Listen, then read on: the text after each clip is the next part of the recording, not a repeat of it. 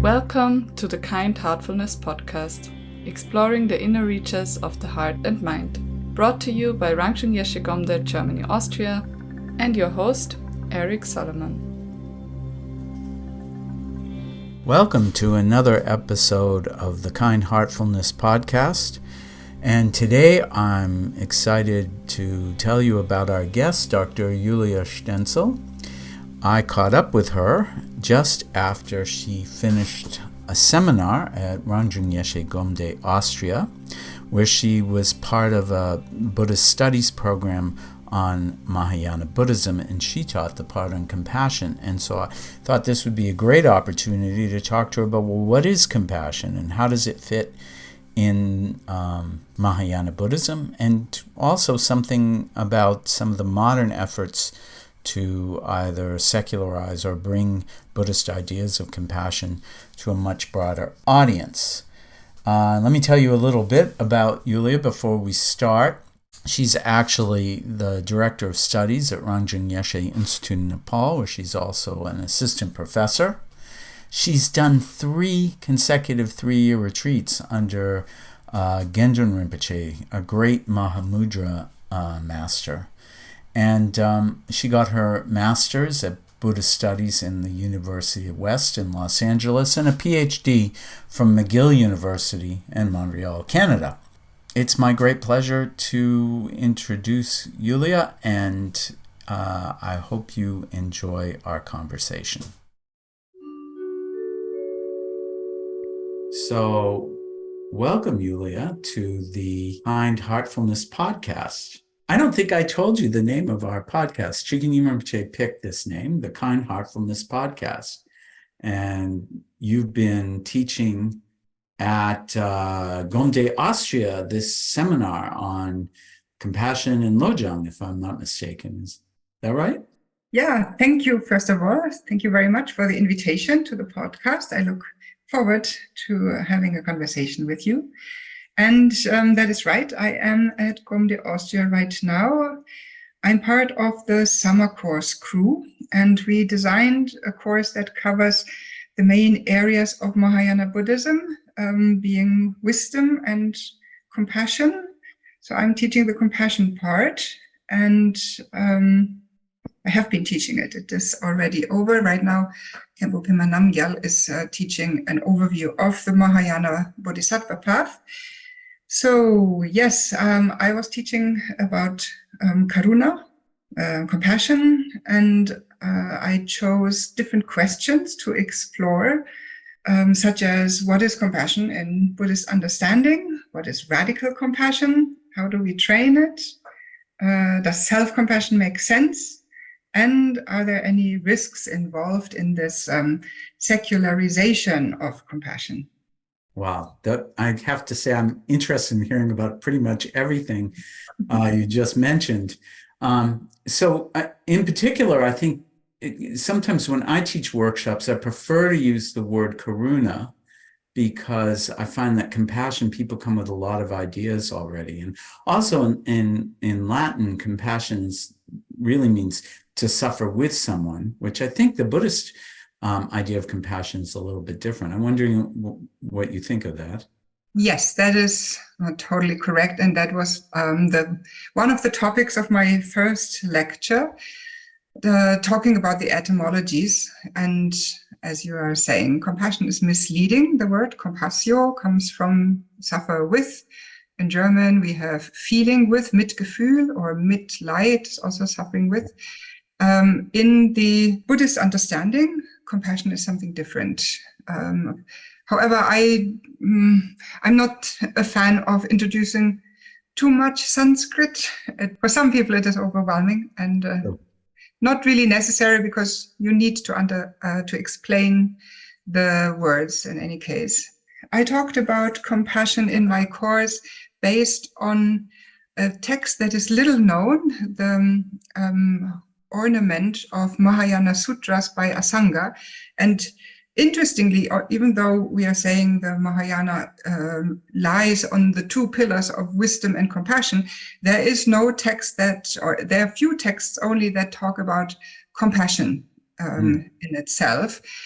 And Asanga gives at least a part of a chapter in his very important book where he talks about compassion. And there, the way he describes it is manifold. One is compassion as being embedded in what we know as the four immeasurable qualities of the mind.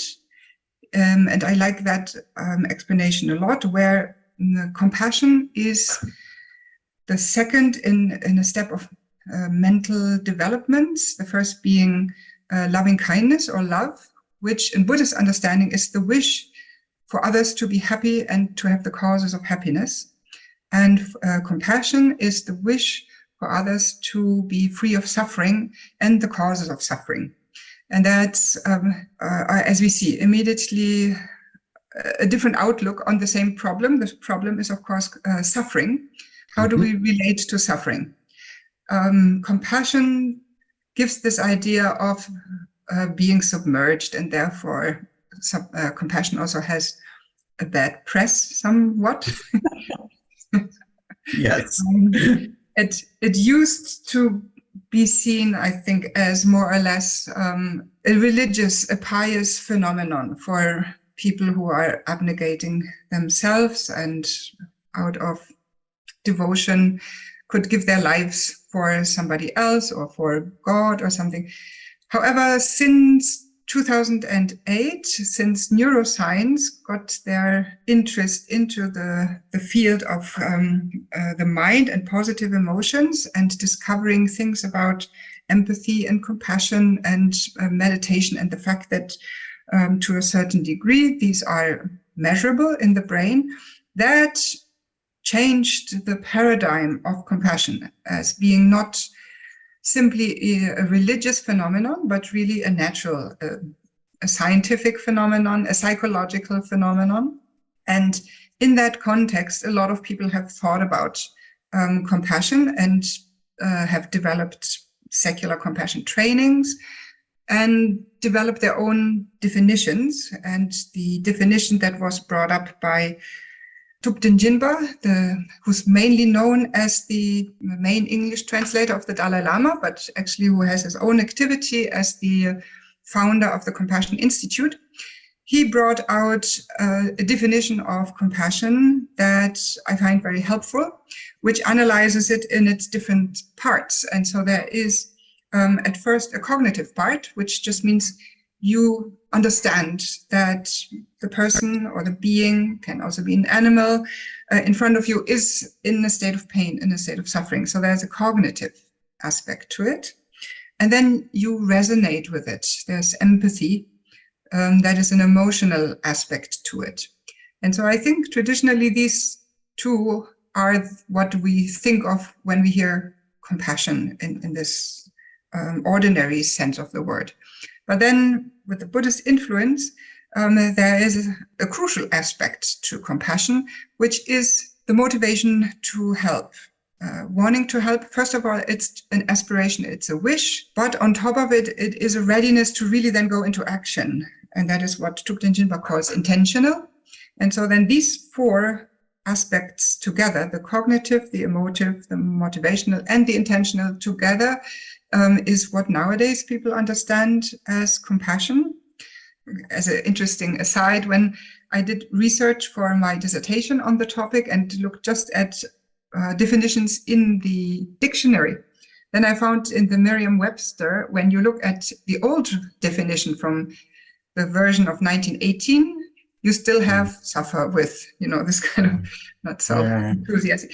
100 years later, the Merriam-Webster from 2018, I think it was, you already have the definition including the wish to help. So I was wondering how much the conversation with Buddhists have influenced even our own meaning now, the Western cultural background, how much that has influenced our own thinking about compassion. That's really interesting. I haven't actually looked at the dictionary definition in some time, so I was only familiar with the suffer with, and so I'd like to think that that's we've had a hand in it, changing it Yes. In any case, I think that's it's important. I'm curious. So I find this kind of breakdown that you gave from Thupten Jinpa is pretty illuminating. How do you find that helps people who are practicing compassion to look at it that way? In one sense, generally speaking, a definition gives clarity, and this, it's not only the definition, but also the division in certain aspects that gives clarity. In the context of karuna, of compassion, the important thing here to understand is the difference between compassion on the one hand and empathy on the other.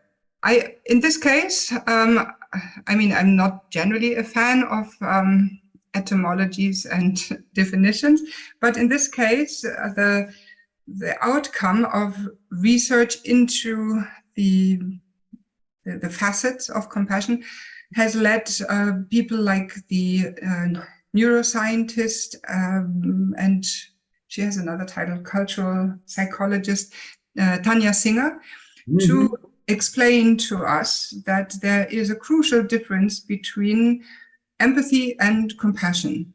And that is helpful because for a lot of people, compassion, as it has this idea of suffering with, seems overwhelming, not helpful, especially in the helping professions, in hospitals, nurses, and so on.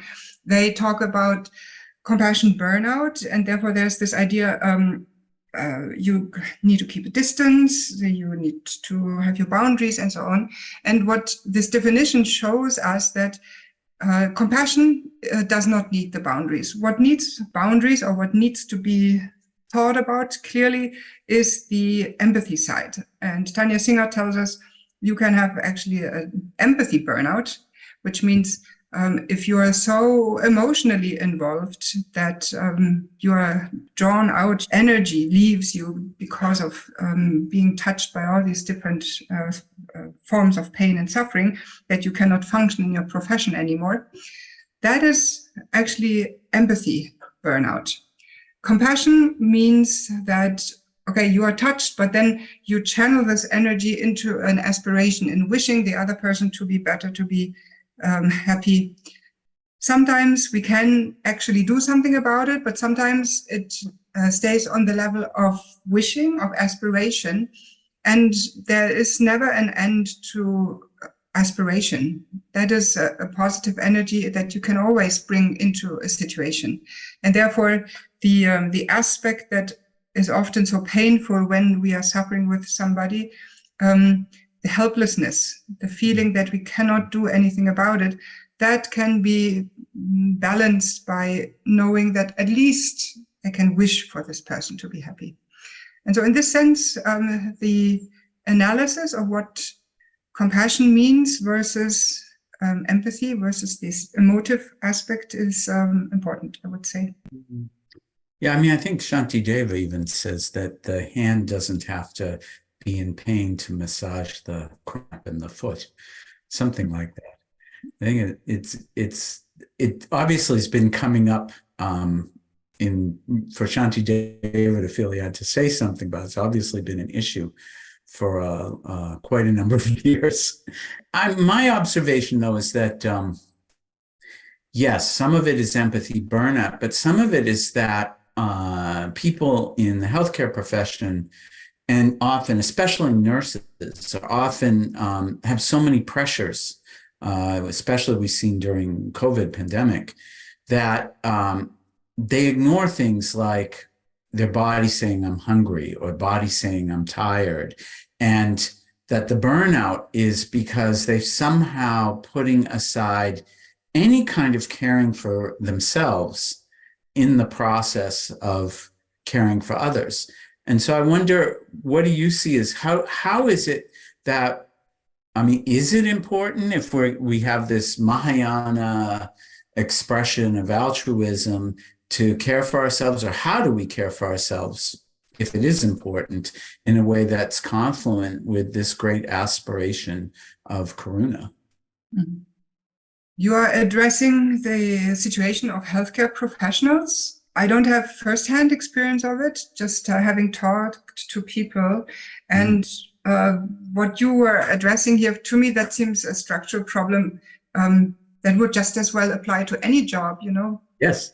If you have a person and ask that person to work 12 hours and not have lunch, anybody would burn out and break down. That has nothing to do with compassion burnout. That is a systemic problem in the professional world. Yes. But your question about the balance between caring for oneself and caring for others, of course, that is a larger question, and that's very important. So let's say we are in a situation and not forced by a system that doesn't allow us to take a break. If it is our own choice to favor caring for others over ourselves, in Buddhist understanding, that is unhealthy. Yeah, Asanga, the same author from the 4th century India, in his Bodhisattva Bhumi, a description of the Bodhisattva path, he has a section on what the Buddhists call the 2 benefits, which is the benefit for self and the benefit for others. And maybe the radical aspect is the Buddhist message that you are accomplishing your own benefit by caring for others, by putting yourself in the service of others.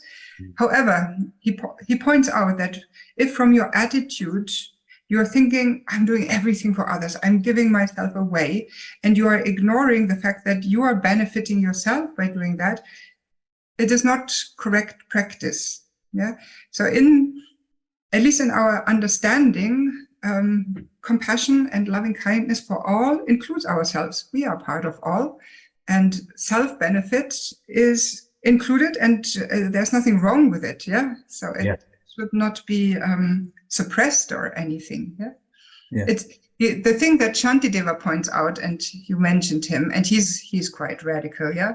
He is saying that our problem is that for lifetimes after lifetimes, we have done nothing but favor the self-benefit and favor ourselves. Yeah. So in his book, The Way of the Bodhisattva, that you were referring to, there are a lot of verses, if you just take them out like that, they sound like you're doing harm to yourself, because for him, doing harm to the ego is the best thing that you can do, because when that ego is away, then finally true compassion and true loving kindness can just express itself naturally. Mm-hmm.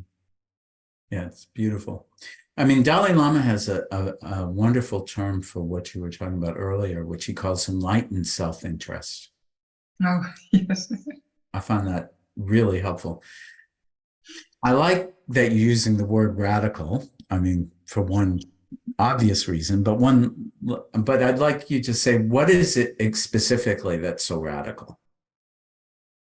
For Shantideva, the radical approach is, and maybe I should contextualize it a tiny little bit before I'm going there. When we look at the overall picture of compassion training in Buddhism, I would argue you can find 3 different approaches that have to work together. And one approach I call the cognitive analytical, which is just thinking about the usefulness of compassion. For example, thinking about the fact that we are all interconnected, and that by being well myself, everybody else is well, but also by helping others, contributing to my own well-being, because it's very difficult to feel well knowing that, just imagine all your family is sick and you're the only one who is well. It's impossible to be well, right? We are connected. Yeah. So having a sense that we are all together in this, having a sense of a common humanity, we are all the same in wanting to have happiness, wanting to avoid suffering, however we define these things. These are ways of just thinking about the usefulness of compassion. And that is what I call the analytical approach. And there are many different ways of doing that. Then there is a constructive approach, which we find in the Lojong mind training tradition, which means first of all, identifying the natural impulses we have of being kind and caring to one another, and then building them, constructing on top of them by expanding them beyond the in-group. Normally we have that for the family, the in-group, but deliberately expanding that. That would be a constructive approach. And the third approach is a deconstructive approach, which means thinking about all the patterns, tendencies that keep us from being compassionate and working on dissolving those. Obviously, anger, hatred, any kind of aversion is something that we have to deconstruct in order to be compassionate. Yeah, one cannot be both at the same time.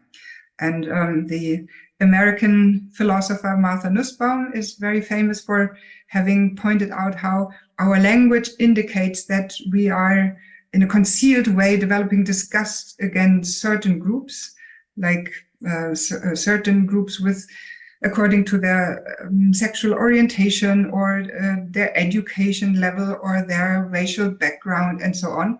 And as long as we keep a certain type of aversion or even disgust, there is no way of having genuine compassion towards a member of this group or that group as a whole. And so therefore, it is important to identify what hinders compassion and deconstruct it. And in this last category is Shantideva with the way of the Bodhisattva. And he does it in a radical way, because he says actually the one and only thing that keeps us from having compassion is the identification with a self. And that's radical because for us that is natural. Yeah, that is how we live our lives. Yes. I am I, you are you. Yeah. And he says that is just a matter of identification, because I think myself as important. I care about my own pain and suffering and want to diminish or eliminate that. Your suffering isn't really mine, so therefore I don't care about it. But he says, if I just train thinking differently, then your pain, your suffering becomes mine, and then my endeavor in life is just to get rid of pain and suffering wherever it occurs. And that is radical, because it's not what we intuitively think is right or natural. And also because it means for Shantideva at least that sometimes you use kind of harsh ways to counteract your natural self-cherishing. Because you need to curb that a bit in order to make some progress.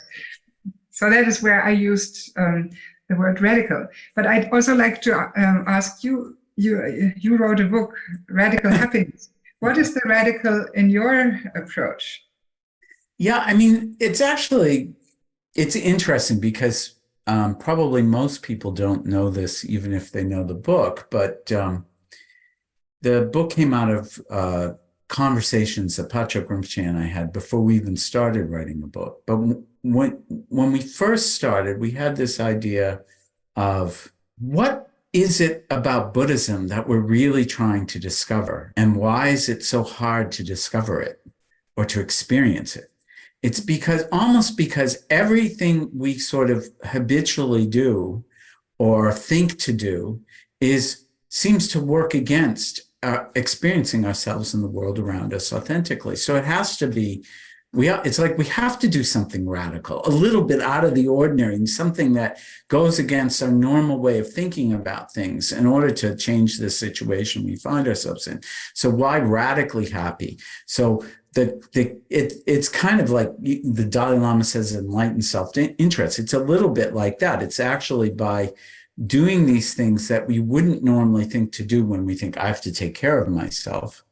The things that really fundamentally take care of ourselves are things that are just not the obvious, usual way, the way society, our friends, our family, everybody's, and ourselves, the way we think about it. So that's one thing. But the other thing is that radical also means root.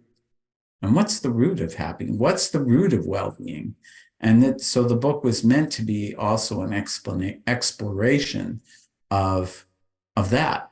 So I like that because it had these two kind of meanings that both sort of work really, really well. But it's interesting. Some people had quite a strong reaction to the word radical, which maybe is also good. But Yeah, yeah, that is fantastic. Thank you for sharing. yeah, Um, yeah.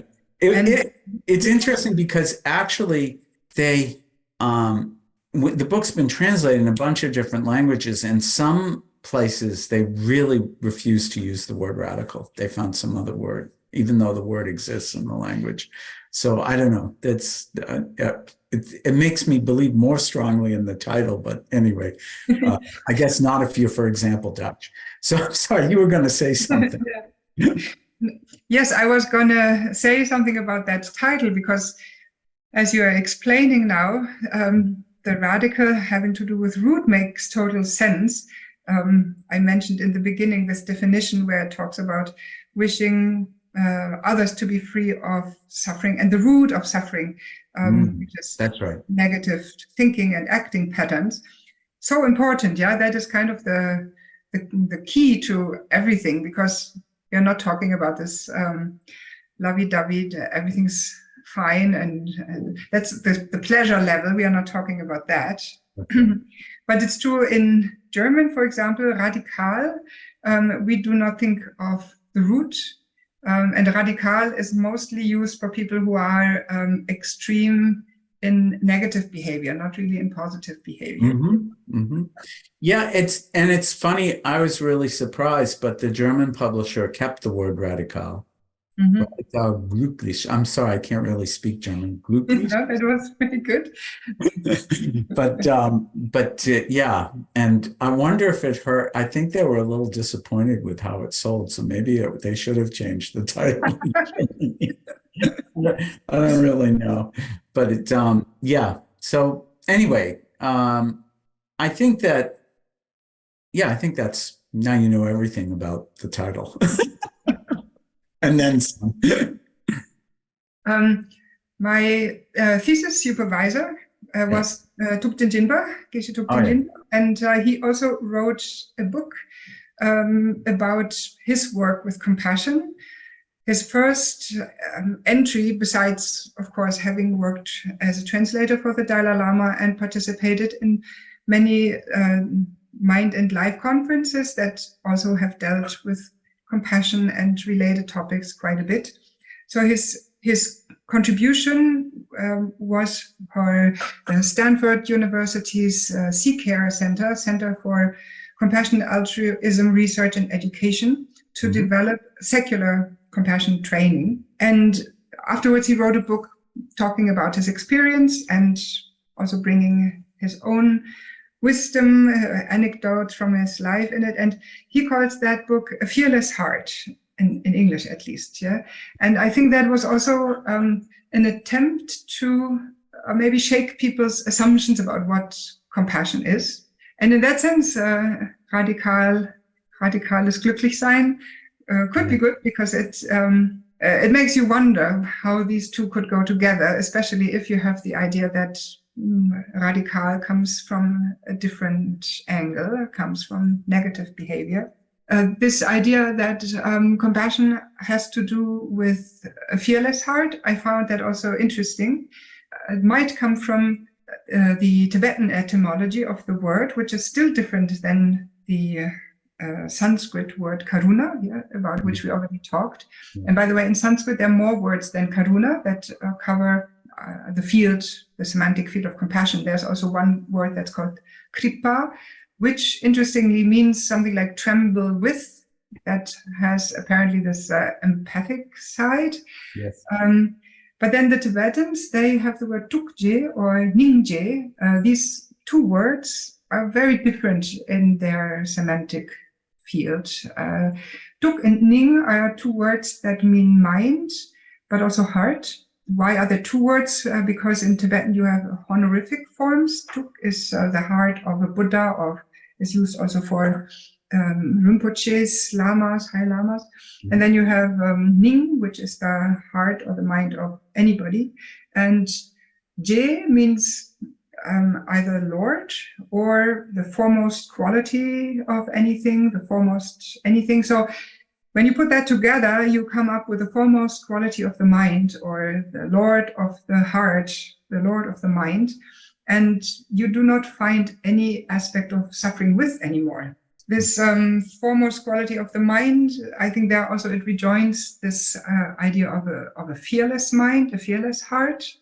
And well, in addition, the fearlessness shows that there is something radical in the approach, because it is radical to think that you can do yourself good by overcoming your self-clinging, your self-importance. We all think, if I don't take care of myself, who will? That's right.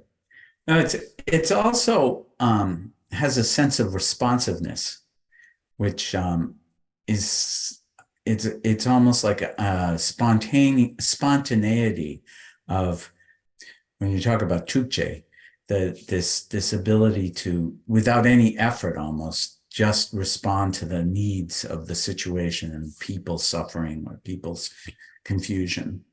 And I really like that you don't get with the word compassion, or even karuna for that matter.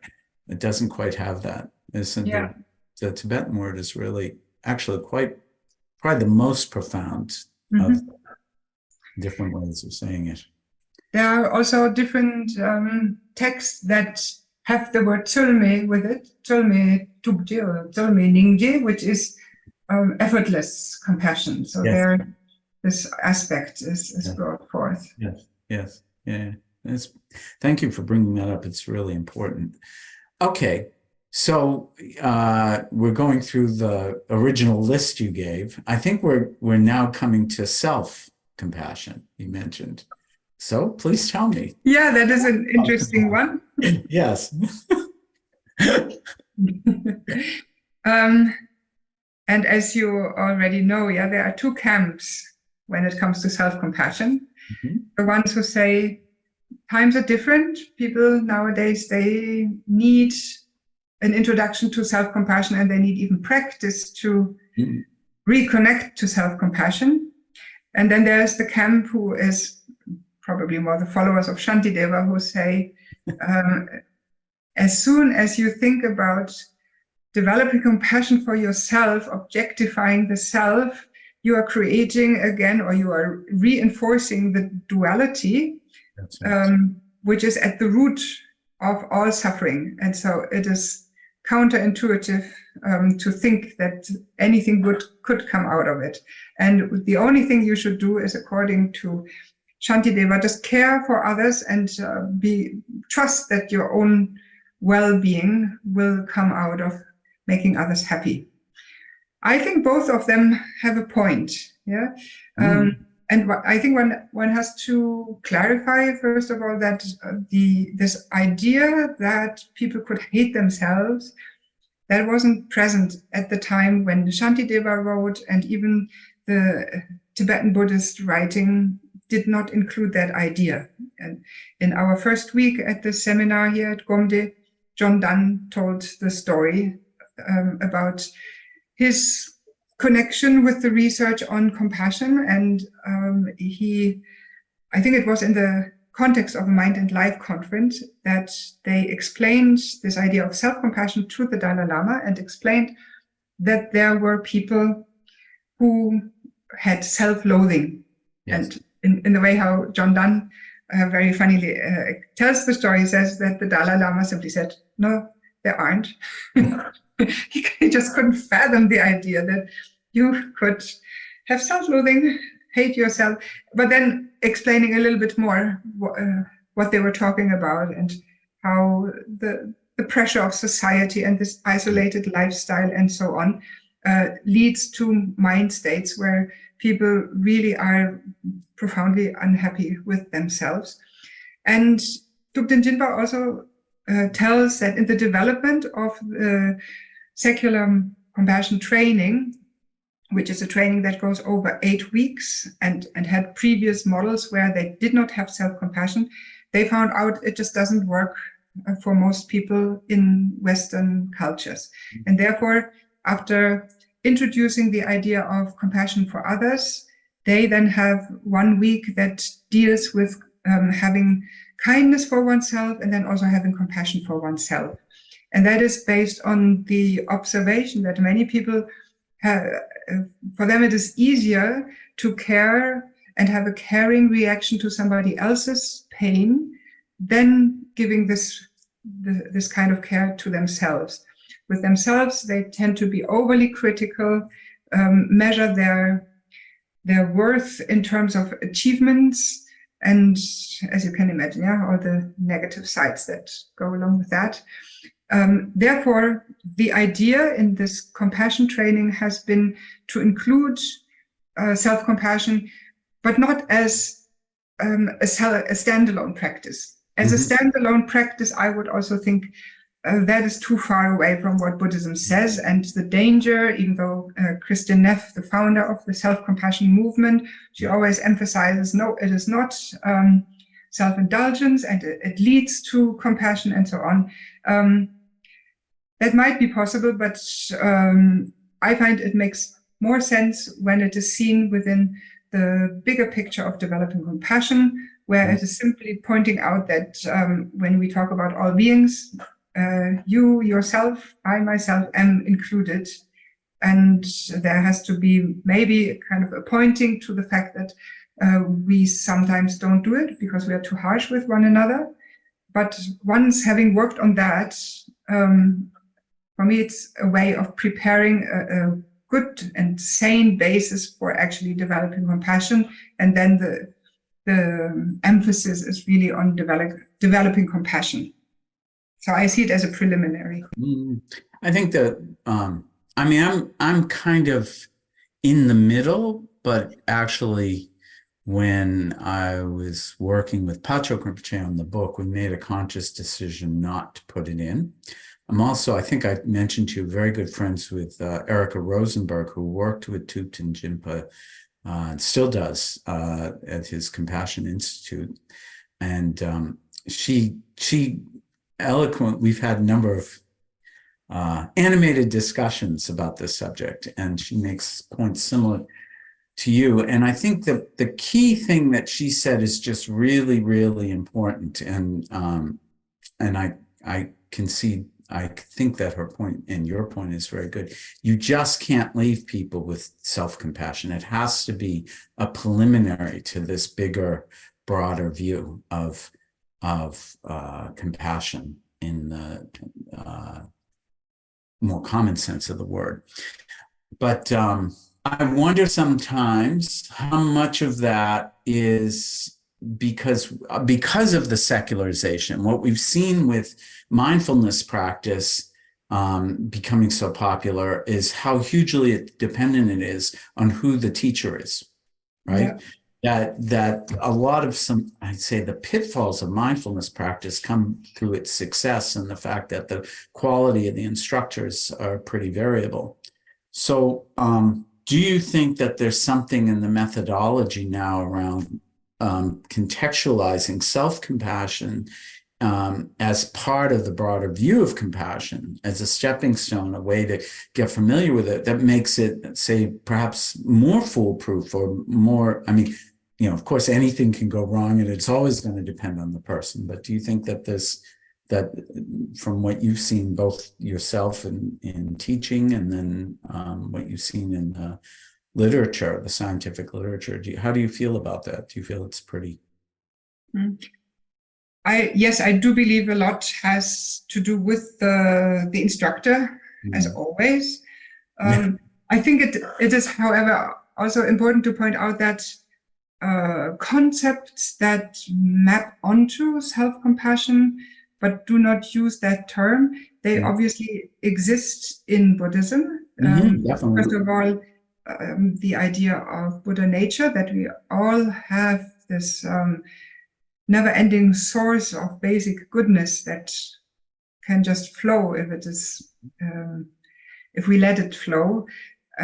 That, of course, has something to do. That is the source also of self-compassion.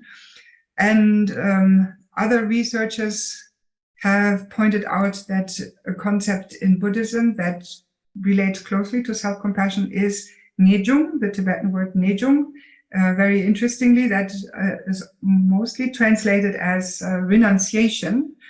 Ngejung literally means like with determination, getting out of, wanting to get out of samsara or wanting to get out of suffering with determination. That is, in some sense, renunciation. In other words, it means, what do I need to do in order to stop suffering? And self-compassion is also a way of saying, what can I do to stop my own suffering? Yeah. So yes. One could actually integrate these elements into a compassion training without ever using the word self-compassion. I think people get lit up when they hear self, because we have to get rid of self.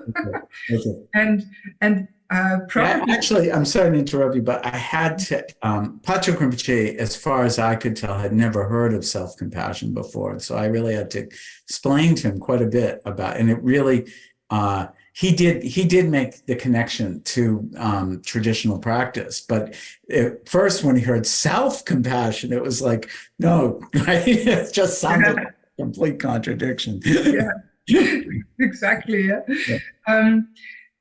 Strangely enough, I think that probably the self in it, the self-compassion is probably, however, what draws a lot of people to it. Yeah, the ones who have the feeling that I'm really not well and I would like to be well.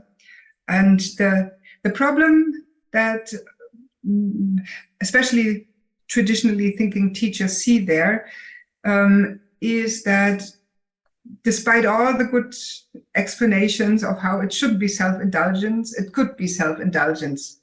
And when I lived at a Dharma center, in a conversation with one of the lamas who regularly received people who came to him, told him about their life problems and so on, he said that his experience was that you explain to them how to work with their life and with their problems with the Dharma, and you explain and explain and explain, and in the end they come back to say, but I'm suffering. And it's like, it's not penetrating, because it is too much about I am suffering. And so then that is of course the danger. But then again, whether you call it self-compassion or you don't, that is a little bit the setup of the ego, that doesn't want us to understand anything that tells us ego doesn't really exist or ego should be deconstructed and eliminated. There is a resistance against that, no matter which word we use. But eventually we have to go there. Yes. I think one way or another, we really do. And actually, I heard the story of the Dalai Lama and the self-loathing many times. I heard it a little different than the way John Donne seems to have explained it. And I think it was Thupten Jinpa who was actually the translator, so he maybe wanted to ask him. But I think that the biggest problem was he definitely didn't understand the English, and then the translator's challenge was how to say that in Tibetan even. That's how foreign a concept it was, is there wasn't even like an obvious way to just in a few simple words say self-loathing or I hate myself. Because I think it was even maybe somebody stood up and said, but I've struggled with the fact that I just sometimes hate myself. And what do I do? And so it's a really, I don't know if it's a completely modern problem or, just really something that wasn't spoken about and people suffered in silence. That I don't know. But one thing I'm pretty clear on is in modern society, people feel much more lonely, I think, than say even my parents' generation, because we move a lot more, because there are certain things about modern society, how fast it moves, the kind of way we're there's so much technology around that is a little bit more isolating. And so what all this is leading to is people do have a lot of unprocessed trauma, and you kind of have to deal with that. Otherwise, the practice of compassion can just be a sort of spiritual bypassing, or psychological bypassing, if you will, if you're talking about secularizing it. I'm not sure I really understand the difference, but that's okay. I think some of it is semantics, because at the end of the day, that upwelling of love, of course, it has a way you can describe it psychologically, but it still comes from the fact that at our core, we have Buddha nature. And so I think, whether a person does it in a secular situation or not doesn't preclude it from being quite a spiritual experience. But I think that's just in my own kind of evolution, you can say, as a sort of occasional, somewhat reluctant Buddhist teacher, is that I saw that this kind of trauma that so many of us carry, that comes often from childhood, unless you kind of work with it in some way, and this feeling of not being totally lovable, it doesn't, a lot of Buddhist practice ends up being a kind of spiritual bypassing. Yeah. So I think that's really important, whether we do it in self-compassion or in a more traditional way. It needs to be cleaned up. We need to see that we are essentially at our base love, and we're a product of a loving, kind universe, not just a cold, cruel universe. And if we can feel that, if we can reestablish our connection to that, then a lot of other amazing and beautiful things can happen. Yeah. What you're telling to me, I understand that we are talking actually about pedagogies, and pedagogies throughout Buddhist history, they have evolved, they have been adapted to the needs of people. And I totally agree that this feeling of isolation is a problem that in certain cultures right now is really a prominent problem. And therefore, I'm even open, to rethink also other areas of compassion training. You were saying trauma. Trauma is often blocked in the body, Yes. In which ways can we use bodies in order to train compassion?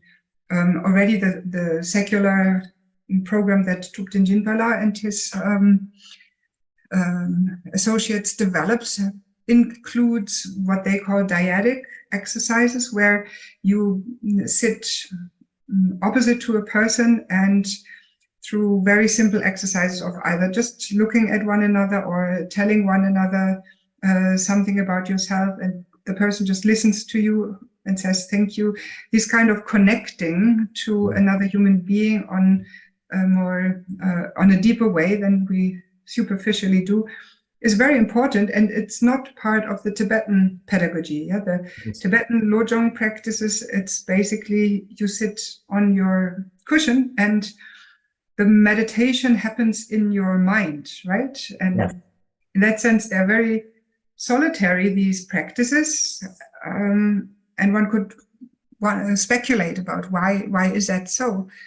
To a certain degree, I think it's because everybody lived in communities, and the need wasn't felt for going into, kind of group practices or dyadic practices and so on. I still believe that at a certain level, that is absolutely necessary, to just be on your own, examining the mind. But other ways of training are also very useful, and everything should be seen together and examined. How do they work? What are the results? I think this thing you're saying about the body is really, really important. And it's actually a little bit my criticism of modern mindfulness practices. It seems to me that people in the modern world, all of us, myself included, we're up here so much of the time. I mean, even so-called dumb jobs require so much more intellectual capacity than, say, 100 years ago, right? So everybody's in their head, and then having these fabulous computers in our pockets. I think they call them smartphones. And, all of that and a constant barrage of entertainment options just keeps us up here. And so there's a way of practicing mindfulness. Oh, there's my thought. I'm staying with the breath. I'm saying, it can be very, very cerebral. But as soon as you start practicing any kind of compassion, it's hard not to feel your body, to have some kind of bodily experience in that. And so I suspect what you're saying is really important about how different things that help us reconnect with our body. I also don't see the issue being so much when you say culture, although there are differences. I mean, I live in France. It's a different culture in many ways than where I grew up in America. Yet I think the bigger issue isn't, say, people often say East-West, but it's actually modern, pre-modern, because I start to see my friends living in big cities in Asia. Of course, there are some differences in how they view community and so forth and so on, but still, at the end of the day, they're all caught in their head just like everybody else. And so it's really modern society. Yes, of course. It is modernity creeping up in other parts of the world as well. I'm also not in favor of East-West. That doesn't make sense. However, knowing from my online teaching experience, the students that I had in Nepal online, they are often doing it even in a room where other people are there, just because they are living That's right. many people together, and that is a different feeling, and it is common to share a bed with another family member. That is, it's just a different feeling, and not even in terms of that's better, that's worse. It's just different, and it has advantages and disadvantages. But for us, coming back to this idea of having a training, a compassion training, I think it's worth exploring more how body exercises can be integrated. When I was in the 3-year retreat, an important part of the training were the Tibetan yogas, the trukur, which are not taught publicly for reasons that the body needs to be prepared, and it is a whole practice, not only physical, but also mental and so on. But I can say the fact that it was my favorite meditation where you use the whole body experience, and it works wonders in the way that you are not so cerebral, and it's not that you need to know how everything is functioning. You are just doing it, and it has an effect. I think there are Tibetan teachers who are opening up a little bit this package of Tibetan yoga to introduce at least parts to the practicing community. I think it's very useful. Yeah, that's great. Okay, so then we get to the last part of your list. We haven't touched on that for your seminar, and I'm the risks. Really so curious about it. I can't let you off the hook. I'm sorry. Okay. So here the reading that I gave also reveals a little bit where I'm going with that topic. That was the phenomenon of secular compassion training and its loopback effect on traditional Buddhist discourses on compassion. So here the risks, one could of course talk about risks of the practitioner, but I'm concerned here with the idea of what does it do to the Buddhist compassion training when you secularize it and turn it into these kind of 8-week programs that are sold on the market for self-development, that are not even presented as Buddhist, and so on. So first of all, I don't think one can really talk about the loop-back effects or the results right now, because time will tell.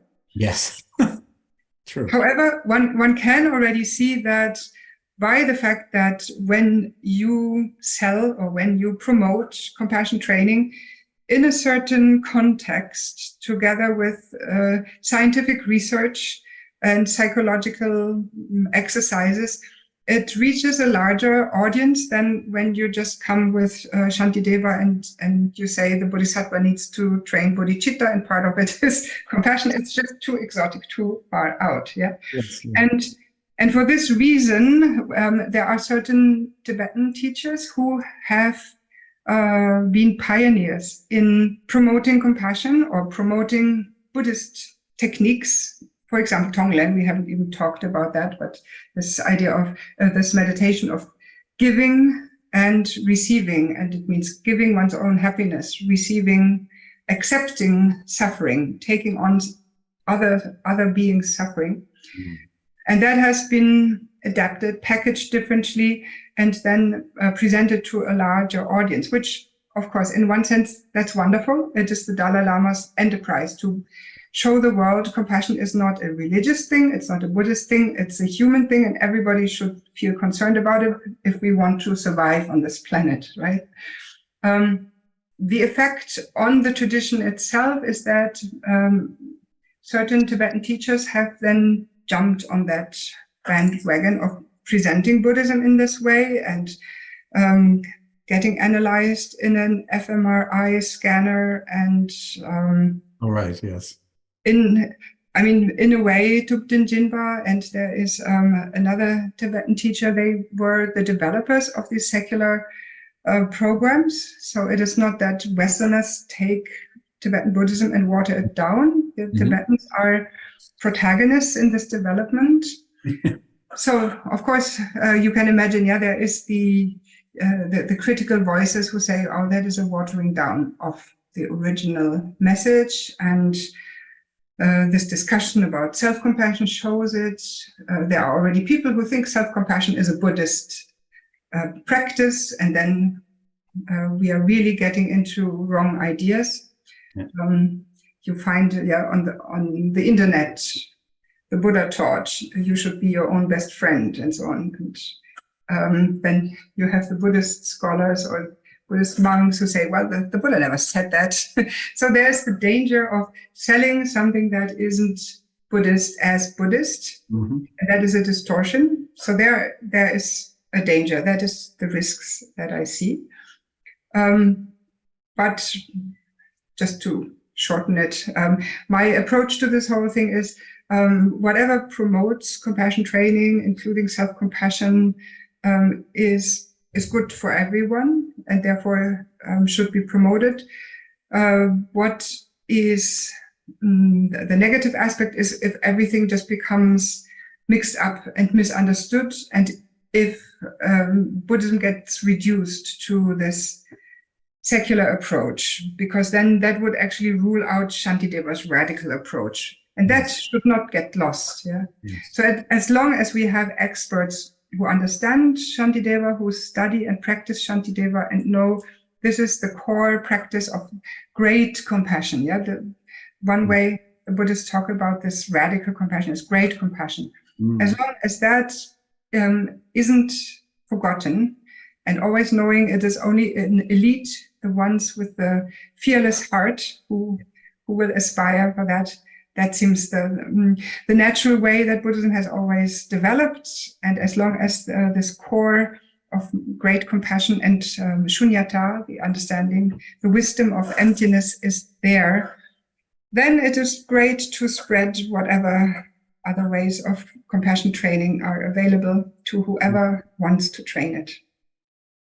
I have a very simple way of thinking about this because, when Patrul Rinpoche and I started talking about giving talks radically happy, there was always somebody who thought of themselves as quite a serious Buddhist who would say, why are you two talking about such a trivial thing like happiness?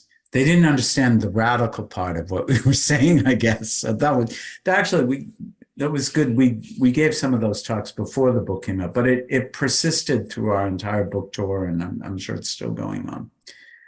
And I see that point, but I'm very, very simple about this. There's a lot I can say, and I've hinted at some of it about the mindfulness movement that I think is concerning. At the same time, one has to concede that if the entire world did mindfulness practice, the world would be a much better place. And I think a lot of the problems we're having right now in the world would be less, even though it's imperfect.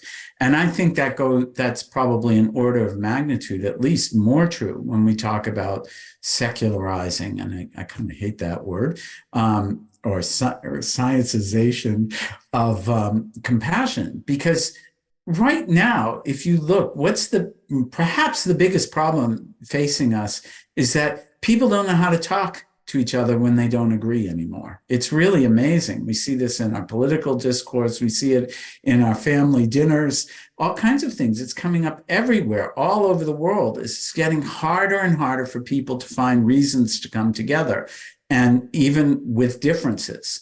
And it's just very, very clear to me that if everybody took perhaps your course and seminar on compassion, even if it were to be outside of a Buddhist context, a normal Buddhist context, or what Thupten Jinpa is doing, I will say that, I think that the world would be infinitely better than it is now. So that's how I think about it. But I guess I say that really believing or having some confidence that the lineage of tradition of passing from enlightened teacher to disciple, the teachings of Buddhism, that will remain intact.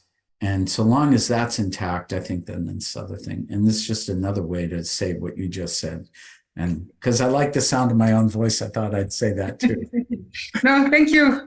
That was beautifully said. And I think the aspect that you brought up about how to relate to people who are not thinking like ourselves is indeed very important. Yeah, that is splitting families, nations, and it's important.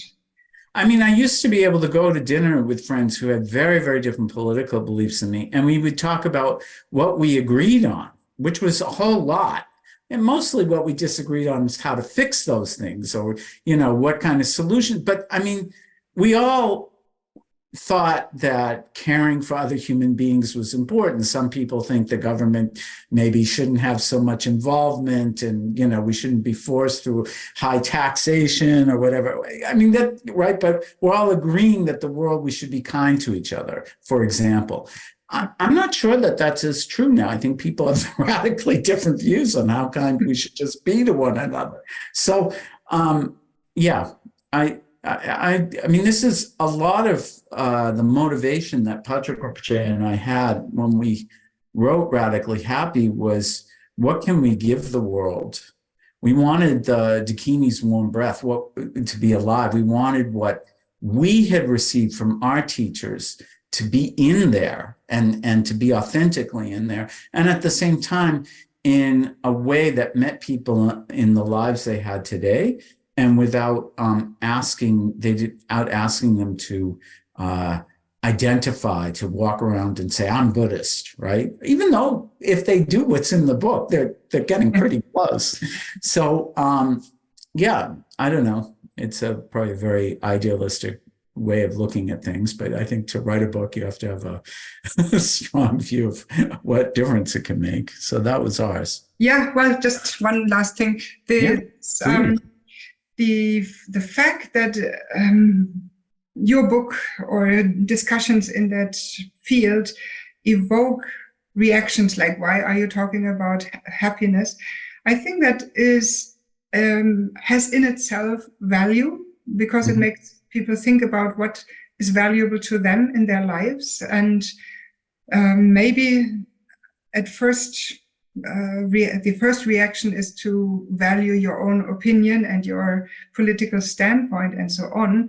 But then I think if we dig deeper, nobody appreciates to be isolated. And by having our very fixed opinions, that isolates us. Yeah. Yes. And by showing how you can reconnect to people also on a feeling basis, where friendship becomes more important than your political view or your view about food or whatever. Whatever tribe you think you belong to. If there is an opening to that, where you can get in touch with your own heart and therefore with the heart of others, I think deep down, everybody is grateful for that. It's rather a fact that some or all of us to a certain degree have lost it and need somebody to point it out again. Yeah, I mean, it's natural, but it's kind of covered, and we are being told that performance and success and whatever is more important, and then we kind of buy into the messages, and we just need reminders of what we already know, what is really important in life. Well, I think that's a nice place to stop for today. I want to say I hope that this is just the first of many times you'll join us on the podcast.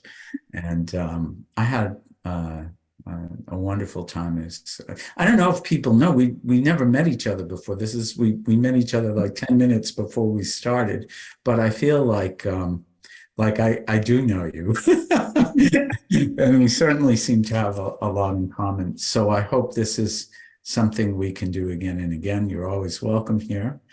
And thank you for future invitations, but most of all, thank you for this wonderful conversation. It was a great joy getting to know you and your work, and I felt like I was a little bit sitting in the room with this conversation with Patrick Rinpoche. I hope to hear and learn more about them and your endeavors. Thank you. Well, thank you too. And so till next time, Julia Stenzel, thank you. Did I say that right?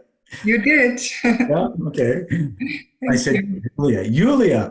Anyway, thank you so much. And I hope you enjoy the rest of your time in Austria. And I look forward again to our paths crossing soon. Take care. Thanks for listening. If you have enjoyed today's podcast, we like to invite you to continue the journey into the heart of enlightened mind at gomde.eu.